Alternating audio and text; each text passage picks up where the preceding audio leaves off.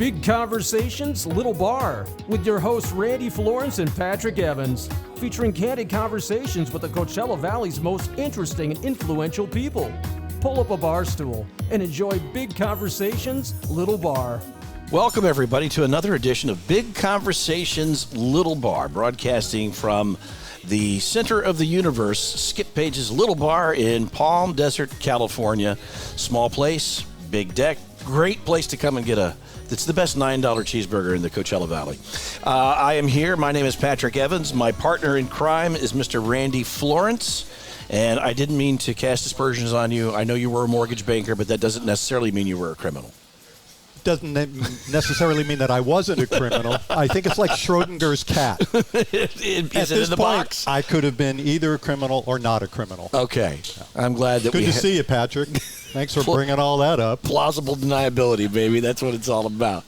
Hey, this episode, I'm really excited because our guest, you might know her as DJ Mod Girl, and Kellee McQuinn. She came here to the Coachella Valley, and honestly, Kellee, you've taken the Valley by storm. You're kind of the it girl of Palm Springs, and you've managed to do this. How long have you been in the Valley now? Well, it'll be 6 years this coming Memorial Day weekend, so... You blew into the Valley, and you left no stone unturned, but you really found this niche with DJ Mod Girl, and I want to kind of dive into that a little deeper as we go through the broadcast, the podcast here. But tell me, what brought you to the Coachella Valley in the first place? Well, my grandfather moved here in the 80s. I'm just an apple off of his tree. He was my best friend and soulmate. Interesting story. When he was a kid, he was born in 1920. And raised during the Depression, really poor, in New Jersey. We're from New Jersey. And all the best people are. Right? Damn. Talking to a Jersey boy right now. And he and his cronies would sneak in to watch a very, very young Frank Sinatra, skinny kid with a bow tie, rehearse with the Jimmy and Tommy Dorsey Orchestra. Get out. That's very cool. That is awesome. And they'd hide in the rafters. And one day, they got caught and they got kicked out, and he was so embarrassed that he declared, one day I'm going to have enough money to buy me and a ticket to actually see the show. Well, not only did he ended up moving to Palm Springs and buying Tommy Dorsey's house. Oh my gosh. Wow. In Old Las Palmas. Full circle. And on the walls in the den were Tommy's original handwritten sheet music as wallpaper. So I had been coming out since I was a kid. I remember when, like, spring break, I certainly got an education during that time. And then I lived in LA. My mom moved here. I would just come and visit them for the day. And 6 years ago, my mother had some health issues, and I was coming out to help her and never left. So what were you doing when you were visiting here? What were the things that kept you entertained? I would just come in and out. I lived in Venice Beach and couldn't wait to get back to the beach. I didn't quite understand this hot desert. Right. And the Renaissance of Palm Springs hadn't happened yet. It went through a little bit of a downturn. It's gone through several over the years. There have been, like Mr. Sinatra sings, I've been up and down and over and out, and Palm Springs is similar. He also sang Bad, Bad Leroy Brown. He did. He barks at the end of it like a hound dog. I just have to bring that up at every episode. My favorite thing. But he did it his way. Oh, yeah. My way.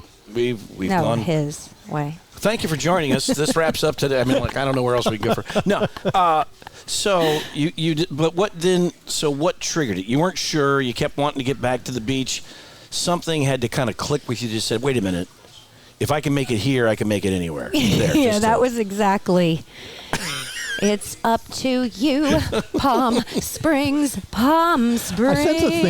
I sense a theme, and I think you took us to it. Yeah. Well, I was running a television show, a kids show, and that had concluded, and I was kind of at an interesting crossroads where I was a little exhausted and burned out from you know, all of the children's programming that I spent decades doing, and ready for just a reboot. So I thought I'd come out here. I thought I would be here for a year, hang out with my mom, wear a muumuu, start that memoir, and none of that happened. I had no idea that I would be in the middle of the most amazing community, filled with people who are so welcoming. The parties, and there are so many parties, and you get so dressed up, and everyone's so authentically interested in you. I mean, hello, I haven't met you. Who are you? It's genuine. And I was just warmly embraced right from the start. In fact, my very first day, I signed a lease, a rental, not knowing what I was doing. There was no plan. This was extremely impulsive. And my mom took me to a cocktail party, and this gentleman came up to me. He saw my name tag, and he said, "Kellee McQuinn, I was just talking about you." And I said, "I don't think you were, sir, because nobody knows me here." And he said, "Well, yes, we were. I am the president of Palm Springs Women in Film, and we just declared that you were getting the Broken Glass Rising Star Award." Was that Mitch Blumberg? It sure was. Yep. And my mom is sitting there like, "You little bitch, you've been here for 15 minutes and I've been here for 15 years and you're getting an award." And I've got to say, it's just been, I had no idea that this place was so special. This place is a place where a lot of people come, as you say, the reboot, kind of to reinvent oneself. And it's a very healing place. So it is. You kind of come from, and it gives you an opportunity to clean the slate. And you've kind of done that. Like, you have totally reimagined your life. And I think particularly with this DJ Mod Girl, and I don't know if you view that as a persona or just a part of you or an extension, but that's caught fire. Well, you know, you say about reinventing yourself, and I think there's some truth to that, but it also, there's an element that sounds slightly shady about that. I think it's really about rediscovering yourself. And here, you can really be your authentic, genuine self. You can live out loud, and instead of people eyeing you up and down and judging you, they're saying, "You go, girl." Yeah, that's so true about this area. You know, yeah. And even with the guys, they're like, "You go, girl." And so with Mod Girl is really an extension. It's an extension of my previous work with KidTribe and the kids. To me, music and dancing and movement and having a shared experience and me sharing who I genuinely am and what I genuinely love, when that takes over, it's a hell of a lot of fun. And people have really responded to it, and I feel extremely lucky. But you are working your ass off. Yeah. Today will be my 97th gig this calendar year, and it's April Gosh. Wow. Wow. Well, I mean, I MC or do a fair number of events with local charities, and you and I should carpool because you're virtually at every one of them. I know, but I think you live on the other side of town. Can I just share, though, when I first met you? So this is when I first got here. It must have been my first week. And, you know, having come from that jazz background and a lover of Keeley Smith and Louis Prima and all things Rat Pack and classic jazz, I, of course, went to Melvin's. And I'm sitting next to some guy who's talking to me, and he gets up and he sings Summer Wind. Yep. And then he tells me that he works with the news, and I went home and I was like, this is so cool. I met the guy on the news. So many people have fallen for that. Yeah. Have you heard Patrick sing Summer Wind? I have. It's pretty good. Yeah, he's excellent at it. He is. I'm always amazed, Patrick knows this, that the things have come together in the universe that have now we're sitting across from a table here. I just think that's amazing. Come from completely different backgrounds. You've done amazingly creative things, even though you kind of rediscovered yourself. But through your life, you've been pretty creative. Where did that come from? Well, I was born into a very creative household. My mom was a musical theater director. In fact, rumor has it that I was in her stomach when she was directing Guys and Dolls. And every time she rehearsed Sit Down, You're Rockin' the Boat, apparently she literally had to sit down because I was doing triple time tap in rhythm, mind you, in her stomach. And so I grew up with a dance studio in my home, and my bedroom was right over it. I can only tell you how old I was by what play my mom was doing. The Rodgers That's and so Hammerstein cool. years were great. You know, things kind of, the wheels fell off the bus by the time we got to the Fosse plays. But, and so How old are you, Bob Fosse? right. So yeah, I grew up with music and dance, honestly, being my first language. So this podcast started out ostensibly as sort of a conversation about music and the music that is important in people's lives. We kind of morphed it more into just a conversation, but we like to go back to that.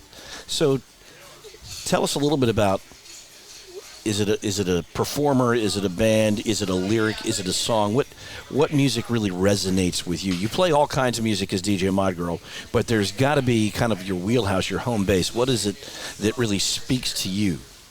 Well, I think the beauty of music is that it can speak to all the different parts of yourself. So I come, talking in present tense, I come to music by way of being a dancer. So to me, it's got to have a great bass line. And that can mean it's soul and Motown. That can mean it's disco. And that can mean that it's house. I love house music. I do. And I love to mix it. But as a DJ, I also love the outcome of music.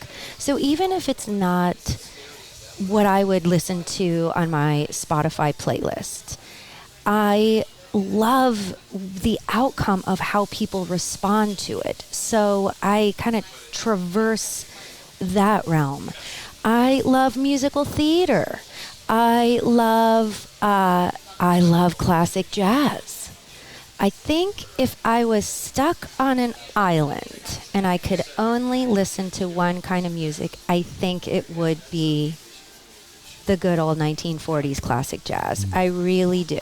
Now we've reached the point where our guests are asking their own questions. Yeah, that's right. We're And become it's totally irrelevant. It got a lot more interesting, too. Yeah, it did. You know, in fact, I've developed a new issue called Jazz. I've named it Jazz Thumb. It comes from snapping too much. Like, really? Instead of jazz fingers. I've had to, instead of jazz hands, yeah. I've had to learn how to snap with my other hand. So I'm ambidextrous with the... Are you catching that? That's good. Yeah, that's both hands. All right, you mentioned your Spotify list. Give me like the top 3 artists on your Spotify Oh, I list. hate this question because now I can't think of anybody. I love really great house music. Okay. So I like, Is David that what you Penn. listen to when you're driving around? Yeah. And also more on the down-tempo, deep house. And, there's something that I love when I'm driving. I love about, like, sad chords with a thumping beat that just, and a beautiful haunting melody. And it just lifts your... It lifts your heart. Have you got an example of something like that? If I asked you to play something like that, what would you put on? Oh my God. Can you not ask me specific questions like that? Because then I feel like I'm being interrogated by the FBI and I draw a complete blank. Should we turn this light off? Yes, I'm please. sorry. Where were you the night of January 21st? Well, then let's try this. Okay. You were referred to as a genre chameleon Uh-huh. in some article that I read. Is that an accurate description? Yeah. So you can kind of move to the crowd? Oh, yeah. Well, I think with DJ Mod Girl, you have to. I mean, you did a lot of the parties for Modernism Week, and so that's a certain era. It sure A is. very specific playlist, and you look the part. I mean, It's you the always Keely Smith haircut. it's the Keely Smith haircut, and I knew Keely Smith. Keely Smith. I met her too several times, and I have a lot of her clothes. She used to Really? She used Yeah. to come up to me at Jerry Vale's birthday party and pinch my ass. Oh, wow. Yeah. She says, "We used to live in Virginia." She never remembered my name, but she knew where I lived, and she would pinch my ass. Well, interesting. It's a true I story. was doing a HR. I was doing a. I'm going to report Kellee Smith. Yeah, exactly. I was singing her rendition of her famed song Palm Springs Jump at Right. a Modernism Week event, and Kellee's former manager walked in and just burst out crying. She Oh. thought she saw a ghost. That's crazy. That's an incredible compliment. I know. But you go from that to lots of different kinds of parties and different events, and you have to look the part and play the part. So It's all about the outfit, Patrick. You should see my closet. When I bought my condo, I said, I don't want guests. Guests schmests. I'm going full Carrie Bradshaw on this situation, and my entire guest room is my closet, and That's I've awesome. outgrown it. Oh man. I need to buy the condo next door. all right. Well, now you're the model and the spokesmodel. I don't speak. The model for revivals. Yeah, well, they have come on as sponsors for my K-Gay Sunday Tea Dance radio show. So And I want to just give a shout out to Brad Fewer, the guy who runs K-Gay. amazing. He's a terrific guy. He does Visionary. Palm Springs Gay Desert Guide, and he snatched you up, which was a smart move on his part. Yeah, I think we snatched each other. I told him I wasn't going to stop pestering him, basically.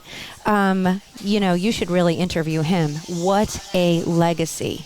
That's I a could go great on idea. and on about.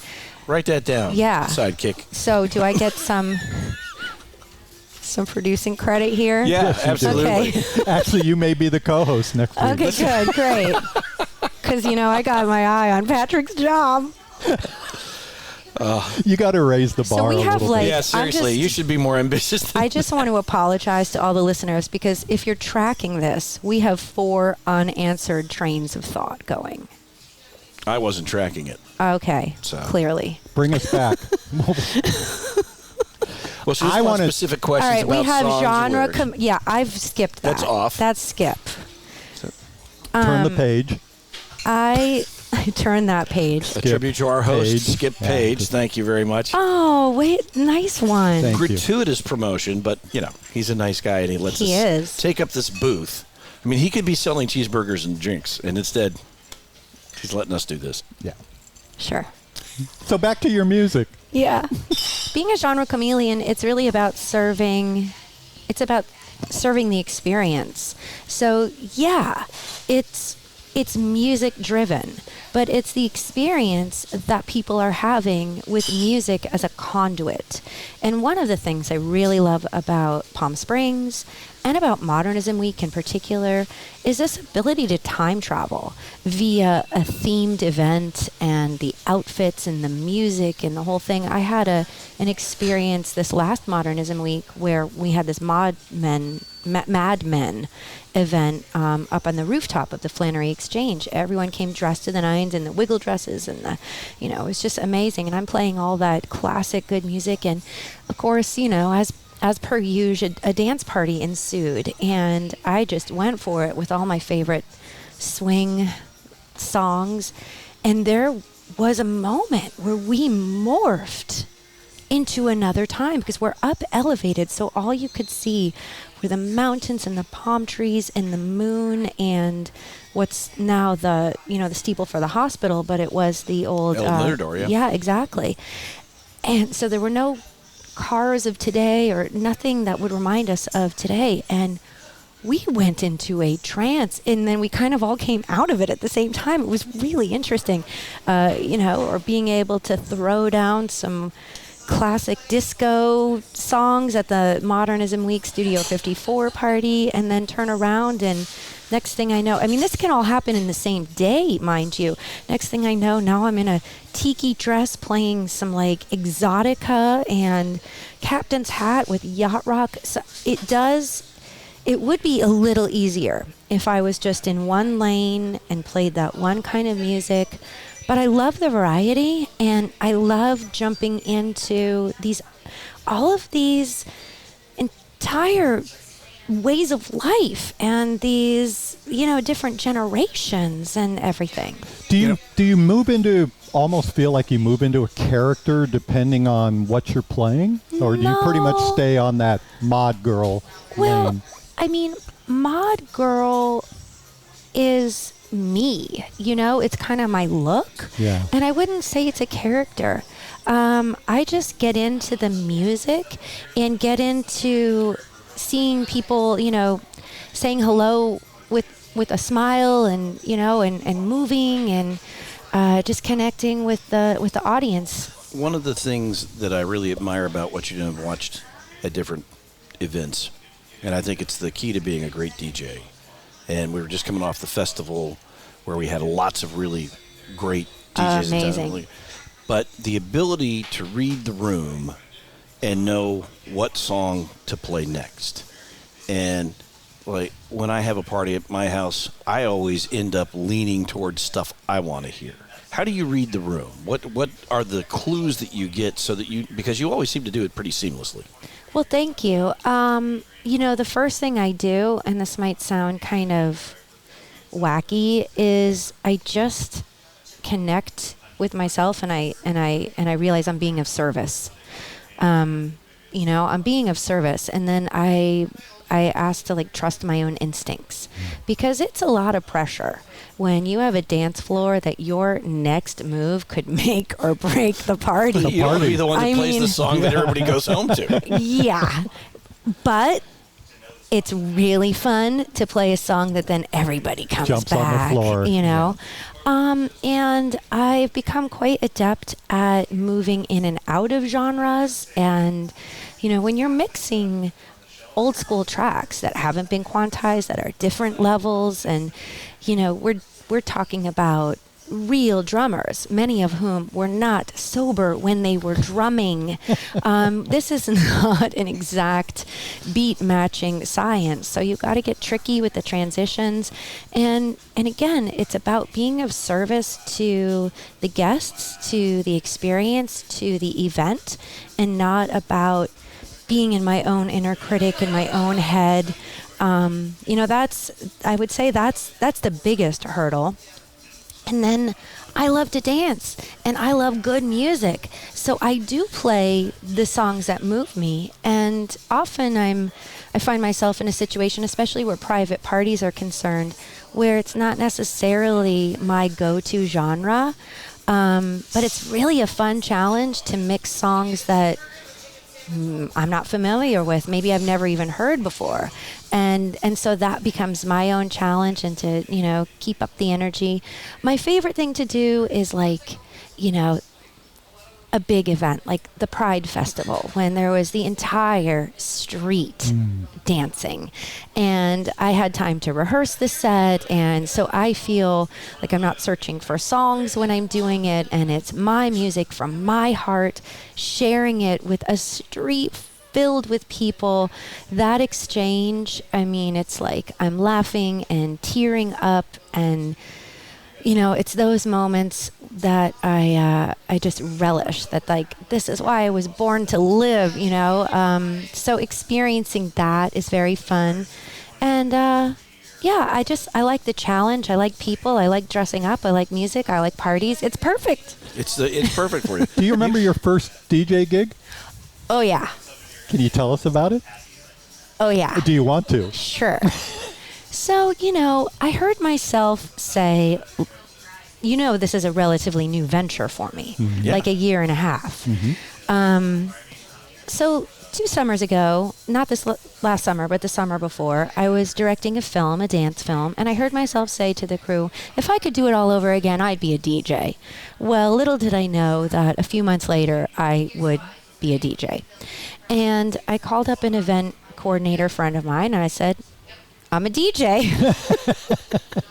Were they surprised? No, he was very relieved, because a very well-known DJ had retired and moved away, and there was a big void to fill. That's actually what inspired the idea. And so he said, okay, I have a gig for you. And I said, okay, I guess I'll buy the equipment. That's how the podcast started. And the next thing I know... Wait, we bought equipment? Yeah, right? I thought you just fell off a truck. And the next thing I know, I'm on a humongous stage at the Vintage for 600 people. No pressure there. Trying not to freak out. Yacht rock. I didn't quite know what yacht rock was yet. I mean, I did learn. Those are the songs that I usually skipped over. It's an easy genre to learn. Once you figure out what yacht rock is, it's easy to go. But there. I had a captain's hat. So that's all that matters. And that was. And, instant credibility. Yeah. So, I don't want to brag, but I killed it. Oh. Of course you did. And interestingly enough, from that gig, I've had a tremendous amount of private parties, from, again, I think there's something amazing that happens.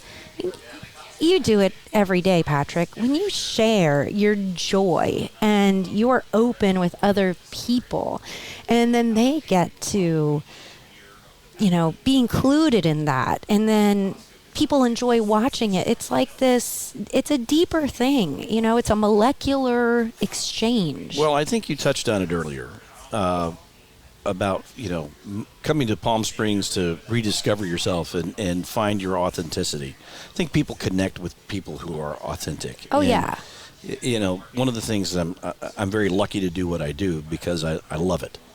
And you happen to be pretty darn good at it, if I do say so myself. Not fishing for compliments, but I think you're all right. For you found that you calm it down. Oh, Randy, you're still here. How do you like my shirt, by the way? I do like it. Thank you. I think that's what you've discovered. And why it resonates. I mean, people can see how honest you are about the music you love and what you're doing on stage. You've done events at the new Acrisure Arena. Yeah. That's a huge venue. Talk a little bit about doing that. Well, I played the pre-show for Harry Styles. I do a lot of, in fact, the next couple of days, the Firebirds are in the playoffs, so I'm going to be doing all of the pre-game stuff for them, and then a lot of fun public skating events in the Iceplex. What an amazing addition to our community to have this in our backyard. The staff, I just love that group of people, and so it's it's really fun. But again, it's like I love these opportunities and they're big opportunities, but even more than that, and putting another cool thing on my resume, are the relationships. The solid relationships with really great people that we're all doing this together.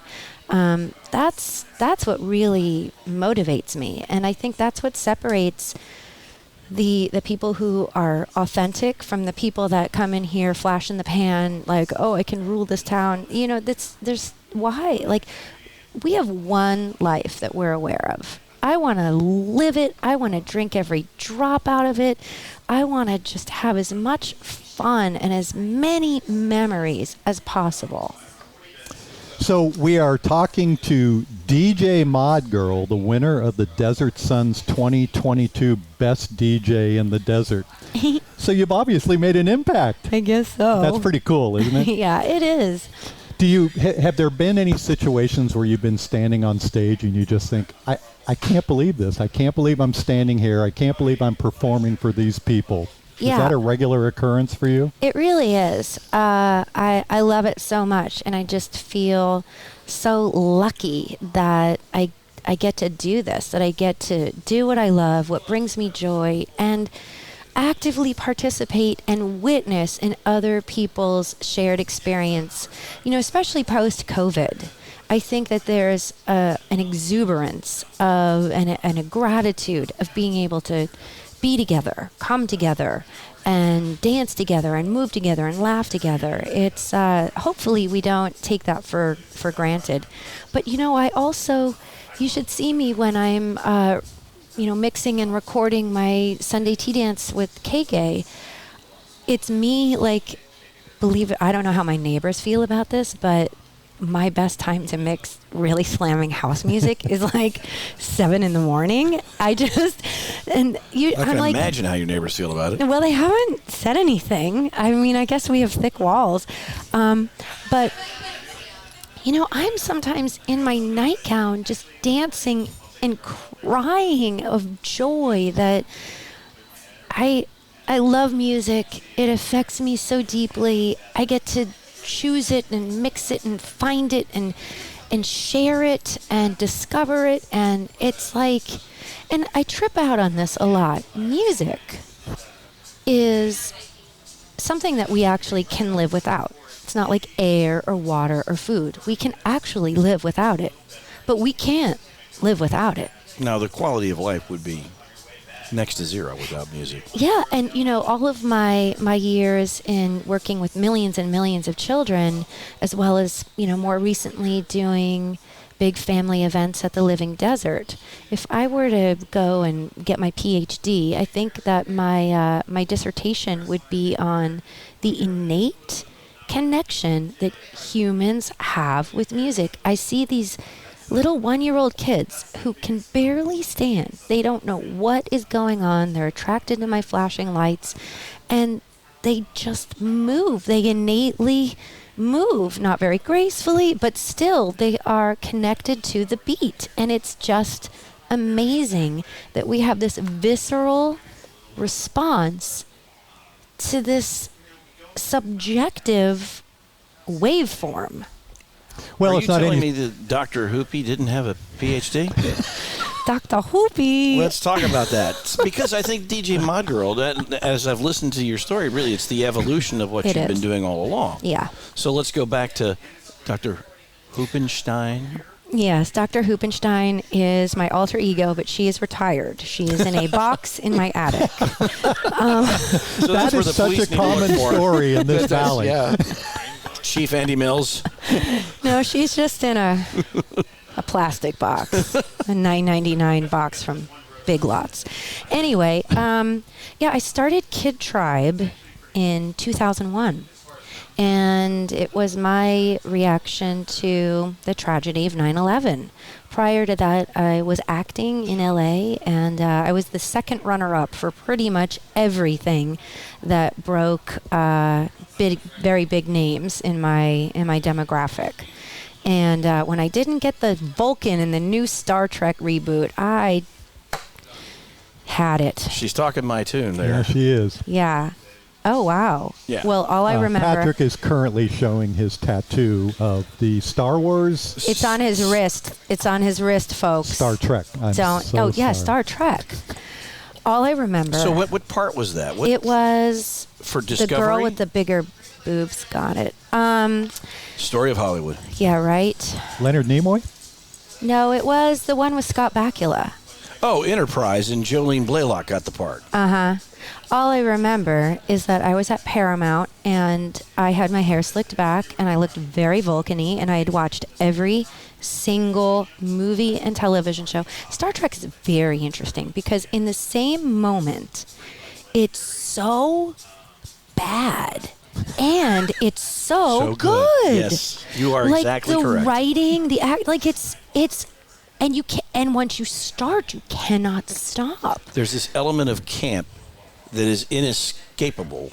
Yeah. But then there's this kernel of really something brilliant. Yes. And I think that's kind of the genius of Star Trek. It is. rebel. And so, I know I'm jumping ahead, but I went on to create a really huge educational property for NASA, a whole hip-hop musical for NASA that teaches kids about the solar system. And through working with NASA and becoming friends with a lot of astronauts, I met Nichelle Nichols. And she shared the story of Gene Roddenberry's entire mission and the bigger picture. I mean, you want to talk about inclusivity, and how she was saying how she doesn't want to do this because she's a real Shakespearean actress, and how he was talking her into Star Trek by not only being a female in charge, but a minority female. I mean, the forward thinking. There's a very famous story. She was ready to quit the show after the first season, and Gene, of course, was working very hard to convince her not to. And Martin Luther King Jr. and she met, and he said, "You cannot quit the show. People in 1967 need to see black people doing these things. Yeah. We need to be role models. And it's not that you're exceptional. It's like, this should be the norm. This should be what the future looks like. This should be what the present looks like. Right. And he convinced her. He talked her into staying in the role. Yeah, I heard that same story. Kidnap Kid Moments, that's one of the songs. Kidnap Kid Moments. Yeah. I'll write that down. Sad and beautiful, and it makes me cry every time I listen to it. I cry when I'm happy. What about if that song does it? All of it. The driving rhythm, the way that the chords just haunt your melancholy heart, the lyrics that just it's that beauty of life. That's the sad part, that like you love and you lose, and you keep going.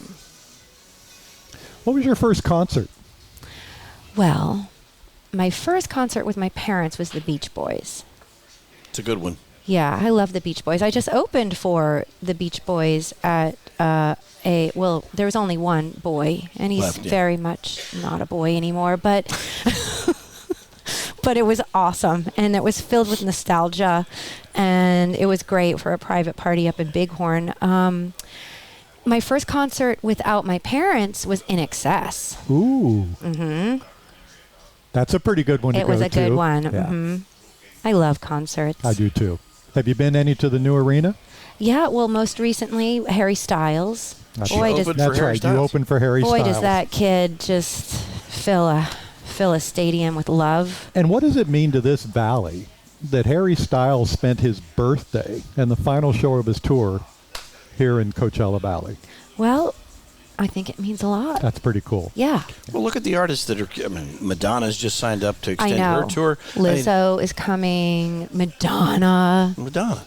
I mean, that's pretty amazing. Tears for Fears, maybe not as amazing, but very cool. Oh, no, very For those cool. of us who All grew up of in the it. 80s. And you know, it makes sense because... John I knows don't- that's my favorite band. Oh, is it? Do you want Patrick to rule the knows. world? Because they say He everybody does. does. Randy wants to rule the world with an iron fist. Oh, okay. That's a lot of metaphors there. I read of something when I was studying on you two. Uh-oh. Silent disco. Yeah. What's that about? And is it still going on? It is because Palm Springs has really rough noise ordinances. Bye-bye at 10 o'clock. Yep. Silent discos are very cool, and they have been catching on. It's really fun. It's like the dorkiest, coolest thing you can do. You put on these headphones, and in some cases, you can have multiple DJs, and so you can switch different channels. And people are listening to different things. Yeah. Yeah. But sometimes, it's just one DJ. But here's the problem with silent discos, that maybe you can't hear the music, but people are singing along and not well. So That makes for it all the much worse. passers-by, it's not that good. And the idea was for silence, right? Yeah. So you hear like a lot of tennis shoes squeaking and a lot of Semi-silent disco. tone deaf disco. But it's tricky to mix because the monitor is headphones. But then when you're a DJ and you're mixing, your ability to mix and not have the audience hear what you're prepping and what you're beat matching are headphones. And so it's kind of, at least for me, unless there's a technique that I haven't figured out yet, you just use the force and mix blind and like just trust it and hit it on the one. Working without a net. Yeah, which is Definitely. fun. I like that. That's got to be pretty exciting, though. Yeah, and with the digital, I'm a digital DJ. I really, really respect people who are adept at vinyl. You're not out there scratching? No, I mean, no, just why? maybe scratching my arm. I have an itch. When you got started doing this, who were your examples? Who were you looking to? Well, again, I love house music. So I come from loving the likes of like old school, like Roger Sanchez and Carl Cox and Pete Tong and Mark Farina and Mark Brickman and, too many DJs and, so the likes of that. And I've always had DJ friends. And, I kind of, on one hand, wish that I had started a long time ago. And on the other hand, it's like we're here now and I'm in the right place, right time, and just... And those experiences got you here. Absolutely. I'm having a ball. And I just feel extremely grateful that I've been so embraced by the community and, and my clients. And, I definitely work hard. You do work hard. I've watched you pull in the equipment oh and my haul gosh. it out. And it's not glamorous. No, there's I'm an like unglamorous side in to a what wiggle you do. dress crawling around, taping the floor of the casino. But, you look at DJ Mod. And a casino floor's got to be a really cool I thing. don't want to talk about it. I mean, I think DJ Mod Girl maybe could only happen here. I know. Again, bringing it back. If I can make it here. Make it anywhere. I mean, it really is. I mean, it's special. It's the synergy of this town and the energy you bring to it. So yeah, I think so. And I think my my grandfather, my pop, who I'm talking about, I think he might have had something to do with it too. Yeah? Yeah. just hanging out in Tommy Dorsey's old house. Right? Yeah. I'm going to buy that house one day. What's coming up for you next? $1 million, $1 zillion.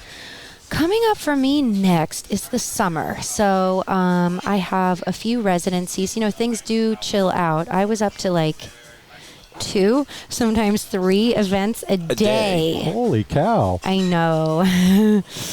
And so this summer I have like 3 or 4 residencies. I'm the resident DJ at the Rowan.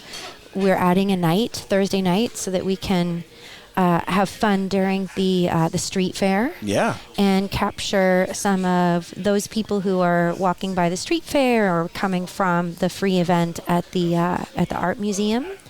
And then I've got my Fridays at the Rowan for their happy hour, 4 to 7.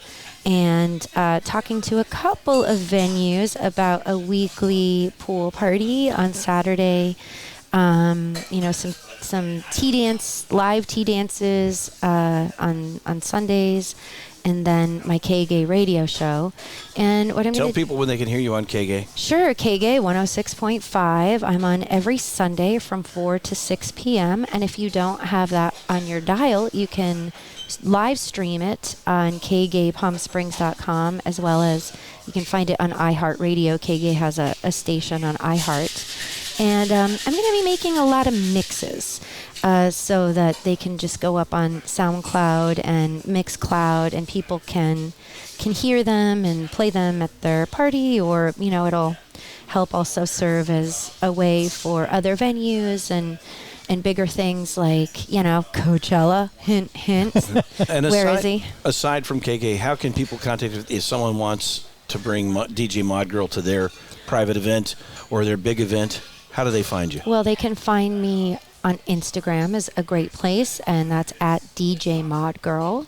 Same with Facebook, and then djmodgirl.com, and there's a little message me submission thing, and I get an email, and we can coordinate through there. Or you can find my phone number on the bathroom wall at Little Bar. And that was nice of you to put that in calligraphy, Patrick.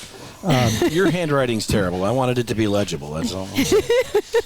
I read something about the fact that at one point you were considering a poolside talk show. Oh, yeah. Are you still thinking about that? I sure am. 'Cause you'd be amazing at that. That's kind of, I'm not joking when I say I want Patrick's job. It looks easy to do, doesn't it? Just look right over at me. I feel really uncomfortable now. Yeah, it's in the works. Little Bar was a safe place for me, but Well, I'm retired, so she doesn't want my job. Yeah, everybody wants your job, Randy. Yeah. You're retired. That would be fantastic. Yeah, it's still in the works. In all honesty, when I started this Mod Girl venture, I thought it would be fun. I thought it would bring in some extra shoe money. I had no idea that I was going to be strapped to a rocket ship that would take off. So some of my other ventures have taken a back seat, although I am still right smack dab in the middle of some production. I'm currently writing, directing, producing another children's PBS show. So that's happening at the same time. You look remarkable for somebody who probably sleeps 2 or 3 hours a day. No, I sleep. I have 2 modes, full blast and off. And so when I'm off, I am off. But when I'm full blast, I really am. I work pretty quickly, and it's not stressful, but there's an intensity. Like if I could really do it all over again, I think I'd be a Formula One race car driver. There are no radios in those cars. You can't listen to music when you're doing it. So. Oddly enough, a lot of times when I'm home, my house is very quiet. I really do enjoy utter and complete silence. I totally get that. When I'm at work, I always have the broadcast in my ear. And when I do my radio show, it's the same. So sometimes at home, it's just nice to hear the quiet. And my wife says that frequently. That's why she sends you out of the house. It'd be nice if we could have some quiet. Yeah, could you please go to the beer hunter and stop bothering us? This has been a fantastic time. I am so glad you invited DJ Kellee. Mod Girl onto the show. Now, when we first started talking about doing this podcast, and again, like the idea initially was kind of more music-oriented, you immediately popped into my mind because obviously what you do is so music-centric. But I think the story is fascinating, and I love that you kind of blew into town and then kind of figured it out. And I don't know if I figured it out. I don't think I'll ever feel like I figured it out. I think I've just allowed one thing to come. There's just a level of trust. But see, I think that is figuring out because I think some people blow into town. As you said, they come in and like, I'm going to just take over this town. But sometimes you have to, like Palm Springs, this Coachella Valley will send you signals. Where should you be and what you should be doing. And Agreed. I think you listen to that, and it's really paid great dividends. You're a terrific guest. Well, thank you. And, the other thing I love about here is I come from a much larger market, L.A., where you have a lot of anonymity, and you can walk around and be a jerk and have no consequences. There's something about a level of community responsibility, whether you're, a person visiting or someone like yourself, an influential member of the community, where it hopefully inspires and requires you to be the best version of yourself and really be a community member and be kind and be professional and be accountable. And, because let's be honest, when I speed through that red light, my mom gets a call and so do I. So it's a small town. There's I don't speed through red lights. I don't. I stop. There's more accountability here than in Los Angeles. Yeah, I like that. Yeah. And I think it just brings out the best version of ourselves. Well, so many of the guests, we've said we really have to have you back. But with her, we really have to. Because we have like 10 unanswered. We have like a lot of. Well, we've given you homework. Okay, good. No, I think I've given you homework. Kellee, God, I hate homework. Thank you. Patrick is trying to end this, so let's listen. I'm not trying to end that. Okay. His drink's done. Yeah. And at some point, I'll relinquish my job, but no time soon. Okay. Will you share it? Will you co-host with me? 2 eyes on the desert. 2 eyes on the desert. 4 eyes. Kellee, thanks for being here. 4 eyes.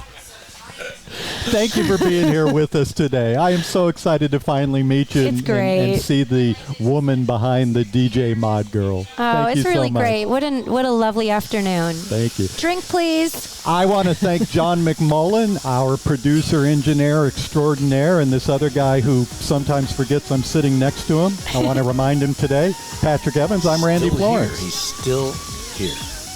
Couldn't do this without you. It's so much fun. It was really your idea. Well, thank you. When the checks start coming in, remember that.